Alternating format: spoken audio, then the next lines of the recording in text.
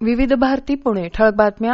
मुख्यमंत्री माझी लाडकी बहीण या योजनेचा प्रातिनिधिक लाभदेय कार्यक्रम पुण्यात परवा 17 ऑगस्ट रोजी होणार असून या कार्यक्रमाच्या आयोजनाचा आढावा पालकमंत्री अजित पवार यांनी विधान भवन इथं झालेल्या बैठकीत आज घेतला. या कार्यक्रमाला उपस्थित राहणाऱ्या महिलांना आवश्यक त्या सर्व सोयी सुविधा उपलब्ध करून देण्याच्या सूचना पवार यांनी संबंधित विभागाला दिल्या आहेत. मुख्यमंत्री युवा कार्य प्रशिक्षण योजनेअंतर्गत उद्या गणेश कला क्रीडा मंच इथं रोजगार मेळावा आयोजित करण्यात आला आहे. नोकरीसाठी इच्छुक उमेदवारांनी या मेळाव्याचा लाभ घ्यावा असं आवाहन आयुक्त डॉ. राजेंद्र भोसले यांनी केलं आहे. त्यासाठी rozgar.mahaswayam.gov.in या संकेतस्थळावर नोंदणी करता येऊ शकते.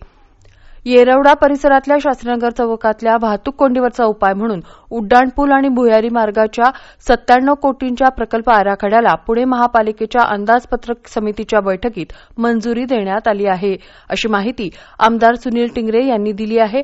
विधानसभा निवडणुकीपूर्वी या कामाला प्रारंभ होईल असंही टिंगरे यांनी सांगितलं.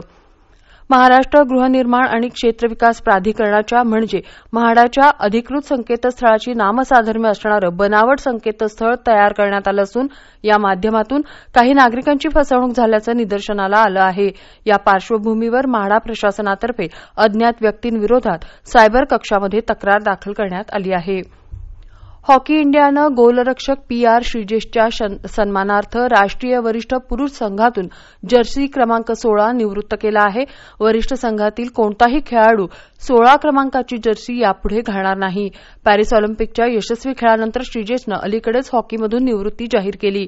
श्रीजेशनं 18 वर्षाच्या दीर्घ कारकिर्दीत 2020 आणि 2024 मध्ये भारतीय संघाला ऑलिम्पिक कांस्य पदक मिळवून देण्यात महत्वाची कामगिरी केली. हॉकी इंडियानं श्रीजेशला कनिष्ठ पुरुष हॉकी संघाचा प्रशिक्षक म्हणून नियुक्त करण्याचा निर्णय घेतला आहे. या होत्या आतापर्यंतच्या ठळक बातम्या. यानंतरच्या ठळक बातम्या उद्या सकाळी 8 वाजता.